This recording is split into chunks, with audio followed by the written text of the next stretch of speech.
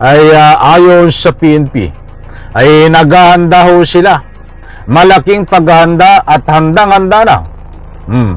Mismo ang nag-a-assure kay Pastor Kibuloy at iba pa na sisiguraduhin niya na magiging ligtas at secure po sila once they decided po na sumuko.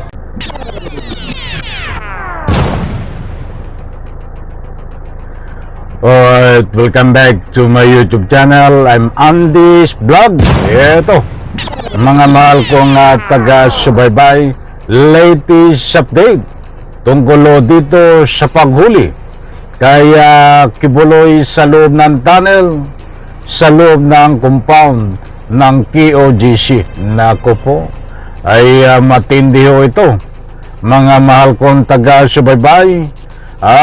Kung pagod na ho ang PNP sa pagtugis, sa paghuli kaya Kibuloy, ay pagod na din ho si Kibuloy sa pagtago ng tago.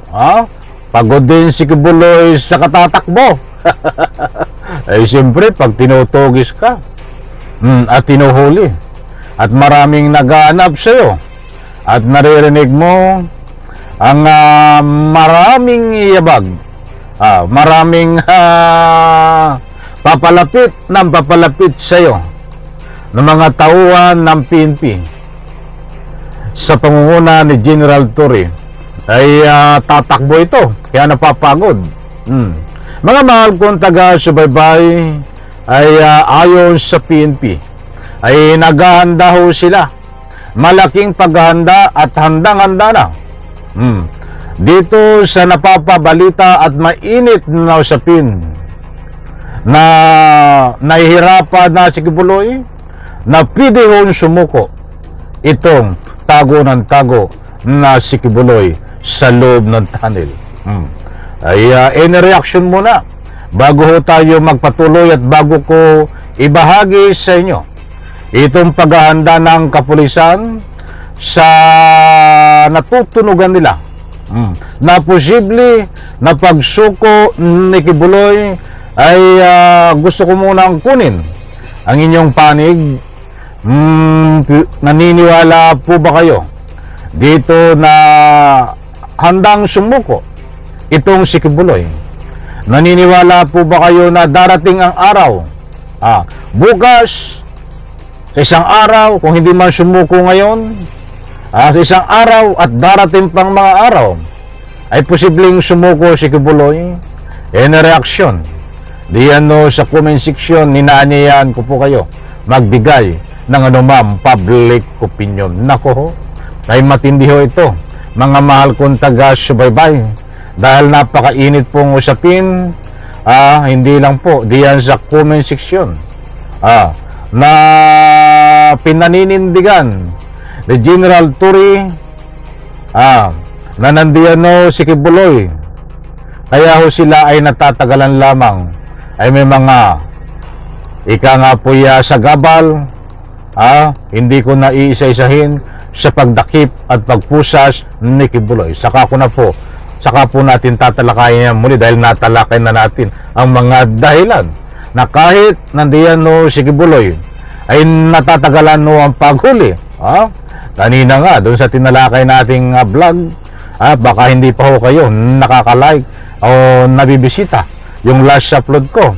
Sabi nga ay posible abutin ho ng isang buwan ang pagpusas kay Kibuloy bago mapusasan. Ay, nire-respeto po natin yan, mga mahal kong taga-subaybay. Eto ho, inaanyayaan ko po kayo na pakinggan. Ibabahagi ko po sa inyo itong mainit na paghahanda na posible na pagsuko nitong ni Kibuloy. Naku po, ay marami ho ang nag-aabang dito. Eto ho, andali lang.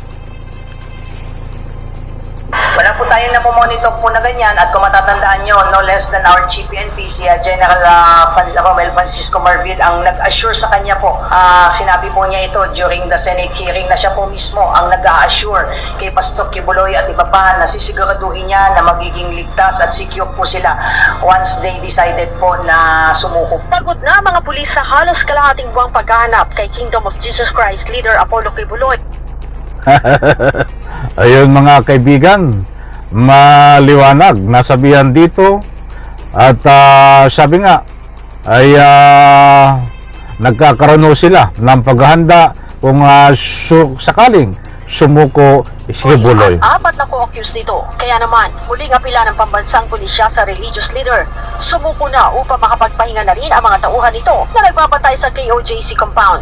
Pagod na rin po at nagpapalitan dyan at may mga nagkakasakit na rin, and I'm sure po sa side din po ng mga KOJC members ay pagod na rin po sila, may mga nagkakasakit na rin po dyan. And again, we want to take this opportunity to once again appeal to Pastor Kibuloy and for others to really hit a call for them to surrender and face the music before the proper courts po. Sinabi pa ni Philippine National Police Public Information Office Chief Police Colonel Jean Fajardo, wala silang namomonitor. Ayun maliwanag naman ho. Ang ito pong naririnig nyo na si Colonel Jean Fajardo ay walang namomonitor na banta dito kay Kibuloy, kaya't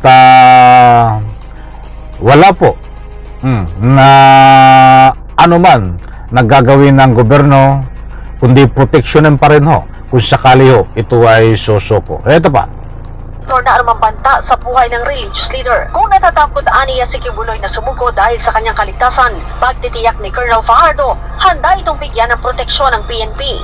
Very vocal po sila, naririnig po ng mga tao po natin doon at it was shared to me na hindi daw po nila isusuko si Pastor Kibuloy. So kung yun po yung kanilang reservation kung bakit po ayaw po nilang isuko, din ulitin po natin uli yung appeal po at assurance po ng inyong pambansang pulisya na bibigay po natin yung mga kaukulang seguridad para hindi naman po magkaroon ng agam-agam sila. maliwanag po mga kaibigan. Sabi nga ng mga tauhan ni Kibuloy na nandiyan sa loob ng KOJC ay hindi namin isusuko si Kibuloy. Maliwanag ho na nandiyan si Kibuloy, ayaw lang hong isuko nitong mga kanilang membro, ayaw isuko ng abogado, ayaw isuko nitong yung mga matataas na opisyal ng KOJC. Ay maliwanag ko dito sa ika nga po binahagi ko po sa inyo na actual interview ho ni Colonel Fajardo. Ito pong naririnig nyong audio, mga mahal kong taga-subaybay. Sila Pastor Kibuloy na sila ay malalagay sa alanganin po once they opted to surrender po. May paalala din ng PNP sa mga sympathizers at supporters ni Kibuloy. Huwag natin kalimutan na mabigat din po ito yung kaso na isinampa sa kanya involving child abuse, sexual abuse, and even qualified trafficking. Muli ring nanindigan ng PNP na naaayon sa batas ang ginagawa nilang paraan sa paghahanap kay Apollo Kibuloy at sa mga co-accused nito sa loob ng KOJC compound.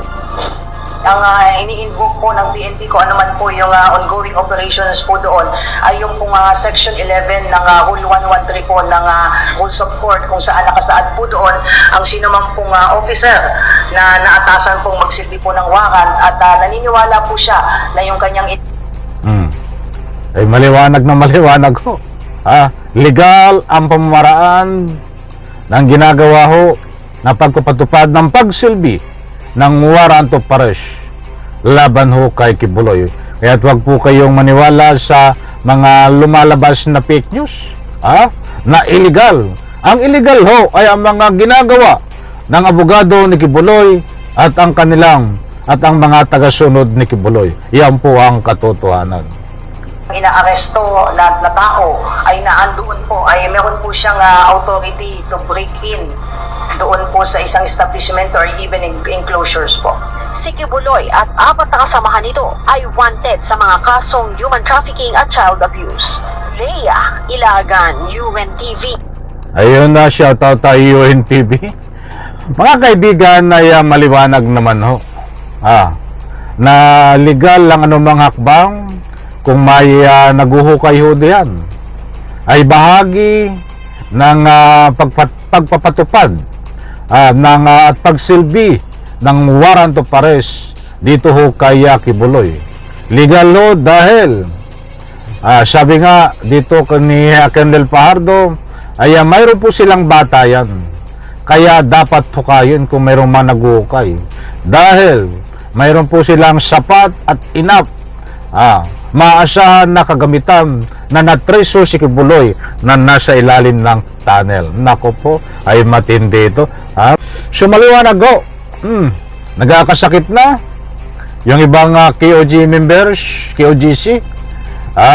At siyempre, ay hindi rin po maalis natin isang public opinion ng karamihan na baka nagkakasakit na rin si Kibuloy diyan sa ilalim ng tunnel.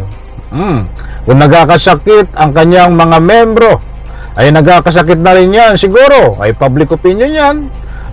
Hindi natin sinisigurado, baka lang ay kung pagod na rin ho itong kanyang mga membro at pagod na rin ang mga kapulisan, ay maliwanag din ho na talagang pagod na rin yung mga ilang medyang nandiyan.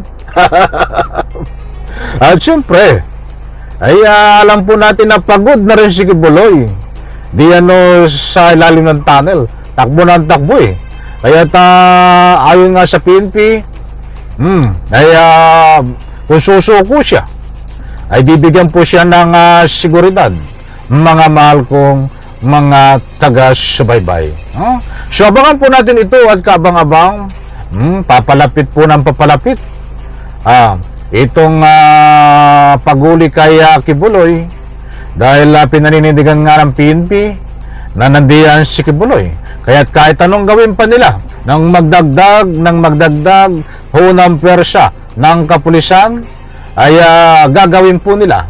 At nangako po si General Torre na hindi po sila alis hanggang hindi bit-bit si Kibuloy para dalhin ho diyan sa tunay na kulungan. Nako po, positibo ho ito si General Torre. Kaya hindi po natin maalis doon sa ibang nagbibigay ng public opinion na binabalahura itong si General Torre, dinidistract lalo na itong mga troll ni Kibuloy.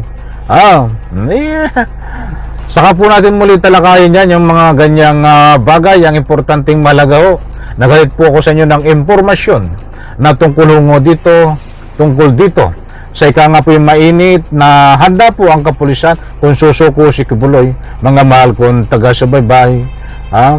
At naku po, wala na po tayong oras. Maraming salamat, pagpalain po tayo lahat. Diyan po sa comment section, inaanyayahan ko po kayo magbigay ng anumang public opinion. Isang like lang ho sa video na ito. Bye-bye, palapakan.